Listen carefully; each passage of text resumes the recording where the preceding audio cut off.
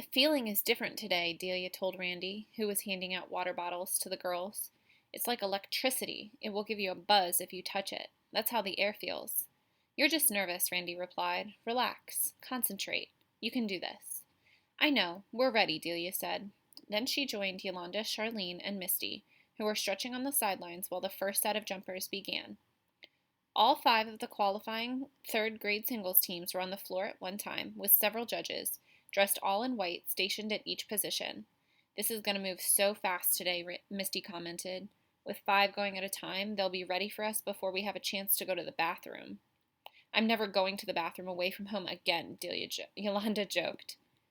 The director of the tournament, with the excitement and power of an announcer for the Olympics, roared into the microphone.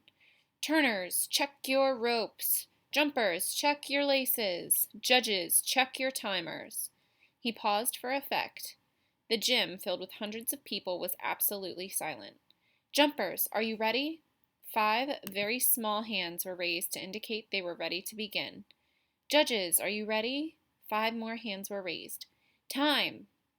The buzzer sounded, shattering the silence as the third-grade girls began their compulsories. Their voices are so tiny, Delia whispered to Yolanda as the third-graders chanted the rhythm of the routine. Yeah, but they're good for being so young. They've been jumping less than a year. Not one miss. They're dynamite. When the buzzer sounded and the third-graders scrambled off the floor to be replaced by the fourth-graders, Delia and the others grabbed them and hugged them fiercely. Bomani's grin was massive. Big smiles, big hearts, that's what I like.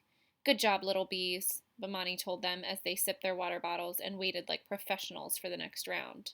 The competition progressed quickly. When the 8th grade team's singles were called, Randy yelled to Delia, Yolanda, and Charlene, Remember what my daddy said. Jump pretty and kick butt. Misty gave the 3 of them a hug and whispered a quick word of encouragement. They smiled and waved to Randy, but when they got to their positions on the gym floor, their faces turned stony, tight with concentration, as they waited for the signal to begin. They jumped smoothly for their singles routine, but Delia missed twice during the speed jumps. Each time she missed, she could hear the crowd sigh, oh, as she scrambled to get back in the ropes and regain her momentum. Even with the 2 misses, however, she managed to jump a 340. She left the floor, a little out of breath, feeling proud nevertheless. Good job, Delia, Randy said with a grin. She smiled back and sat with relief on the hard bleacher bench. What did the other 8th grade teams look like? Yolanda asked Misty. One team really messed up. The girl missed during her speed jumps about 7 times. I felt sorry for her, Misty replied. The rest of them were really good, and the team from South Carolina made no misses at all, but she jumped a lot slower than you. You get bonus points for speed, so I think you 3 are still in the running.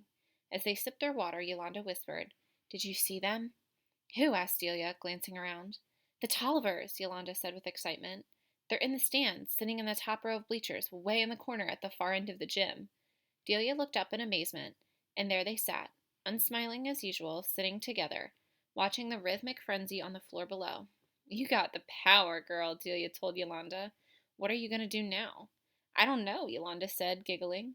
I'm thinking about asking them to be my personal bodyguards. What do you think? I think you're trippin', Delia laughed. By the time Delia, Misty, and Charlene and Yolanda were called for their doubles freestyle routine, the tension in the gym seemed to be even tighter.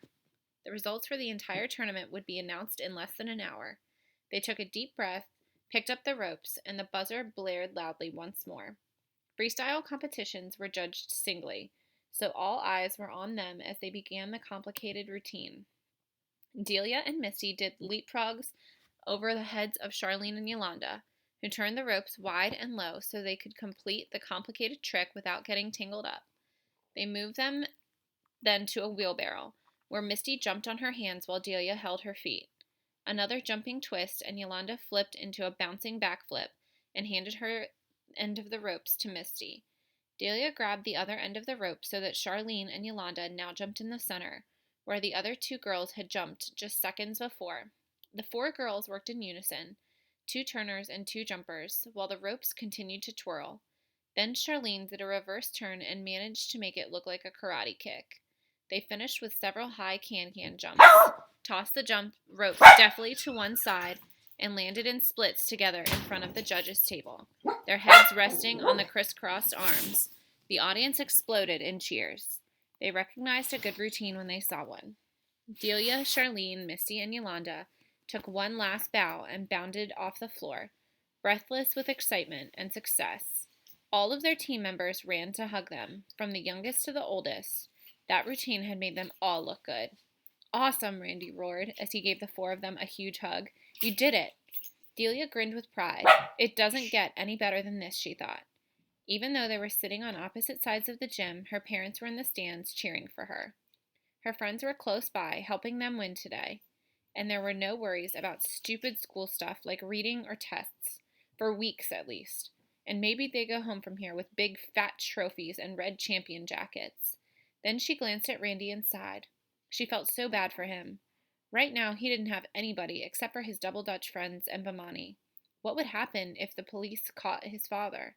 What if Randy had to move away? Was that why he'd told her he was moving to California? He was better than a boyfriend.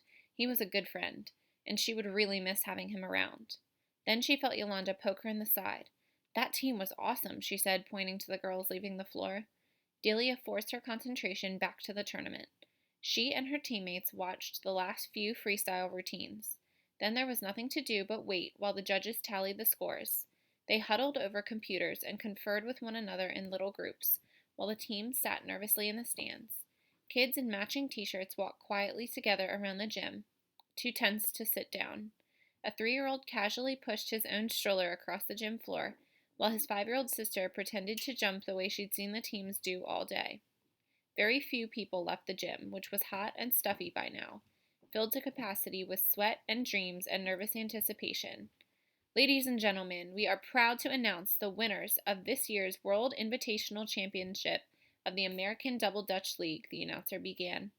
Would the 5 finalist third grade teams please come to the floor? Cincinnati's Little Bees hurried to the floor. They joined hands with the members of the other teams, all of them waiting in anticipation so intense they could not stand still. They wiggled and shifted their feet and waited in silent expectation. In 5th place, the booming voice announced, are the Beanie Babies from California. Congratulations! The Beanie Babies, looking a little disappointed at being selected 5th place, walked to the table to receive their small trophies. Let's give these young ladies a special round of applause, the announcer reminded his audience. They have been jumping for only a few months, and already they have reached championship level. For everyone who competed today is a champion. The audience cheered loudly, knowing that building self-esteem was as important as winning. The little girls held their heads a bit higher as they marched off the floor clutching their trophies. Cincinnati's Little Bees took a respectable 2nd place, and they ran off the floor with their trophies, feeling very proud of themselves. When the results of the 8th grade singles teams were announced, Delia, Yolanda, and Charlene also took 2nd place. This is good, Delia told Charlene as she glanced at the trophy. Yeah, really good. Almost excellent, Charlene agreed. Both girls sighed. We wanted 1st place, didn't we? Yolanda said honestly. Yeah, but we're proud of what we've done, aren't we? Asked Delia. Yeah, really proud, Charlene and Yolanda answered together, but their voices were quiet and subdued. By the time the announcer got to the doubles team's 8th grade level, Delia's hands were clammy with nervous excitement. The Cincinnati 4th and 5th grade singles teams had each taken 1st place. The rest of the Cincinnati teams had taken 2nds and 3rds.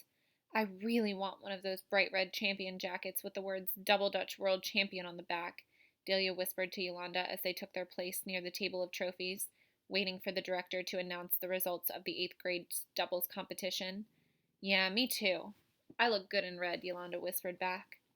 They joined hands and listened, while the 5th place team was called. They sighed with relief as those girls moved out of line. The 4 remaining teams rejoined hands and waited for the next announcement. The director called the 4th and 3rd place team, each receiving an increasingly larger trophy. Only 2 teams remained. Delia was finding it hard to breathe. The announcer paused for effect because whenever the 2nd place team was called, the other team knew it was automatically the champion. The 2nd place team is the Rocketeers from Virginia. The Rocketeers moved to receive their awards with a mixture of pride and disappointment, while Yolanda, Charlene, and Misty and Delia hugged and jumped in place, screaming with excitement. And now, ladies and gentlemen, may I introduce the world champion 8th grade doubles team, the Queen Bees of Cincinnati, Ohio. Every single Ohio jumper and most of the people in the huge audience stood and whooped with delight, some of them holding their own trophies or clutching the coveted red jackets. Delia could see her mother jumping in the stands like a teenager. Charlene's grandmother stood stiffly but proudly as she waved to the girls. Misty's younger sisters looked like little jumping beans. Yolanda's mother looked like she was crying. Even Yolanda's dad looked pleased. Delia, Yolanda, and Misty and Charlene bounded to the table, almost too excited to stand still long enough to have the red jackets placed on their shoulders and the huge golden trophies placed in their shaking hands. Cameras flashed, pictures were taken, and they were suddenly back on the bleachers, a giggling, bubbling group of winners. Bomani snapped pictures like crazy. He took photos of the trophy, the jackets, the girls, the rest of the team, Randy, and even a close-up of himself grinning into the lens of the camera. He couldn't stop hooting and cheering. Randy touched the soft satin of Delia's red jacket and the incredibly golden shine of the huge trophy. "Awesome," he whispered. "You deserve a trophy too, Randy," Delia said, with feeling. "We wouldn't be able to do what we do without you and Bomani." "Yeah, I know," Randy answered with a grin. "Just as long as you appreciate me." The director of the tournament announced the rest of the results over the next few minutes, with excited, triumphant kids accepting their acclaim. In an unofficial parade of champions, Delia and her team and a few other red-jacketed girls marched around the gym, waving to the crowd and wearing those red jackets in spite of the heat. Delia even waved to the Tolliver brothers, who, to her surprise, waved back. As the gym gradually cleared of exhausted jumpers and observers, Delia noticed Yolanda talking quietly to the Tollivers, who quickly disappeared into the crowd as her parents walked over to give her hugs and congratulations. Delia's dad and Jillian had hugged her and left quickly, a procedure they usually followed at events like this so that her mother would not feel so stressed. Delia appreciated that. She knew her mom would be waiting in the car. Randy checked the bleachers for empty water bottles and potato chip wrappers, making sure their area of the gym was clean. Delia joined him, silently tossing trash into the can and picking up forgotten items. "Look what I found," she said. "A watch, a book, and a Barbie doll. These third graders crack me up." Randy said nothing. He was sitting on the top bleacher, looking stunned, an unfolded sheet of paper in his hands. Delia recognized it immediately. "This fell out of your gym bag," he said quietly. "I thought I was doing you a favor by picking up your stuff, and look what I find," he continued, trying to explain away the confusion on his face. "Why did you hide this from me? I gotta find a phone and call this number right away." He jumped up and started down the bleachers, smoky anger covering his face. Delia's heart beat faster. "Wait, Randy, don't call yet. Let me explain." Randy glared at her.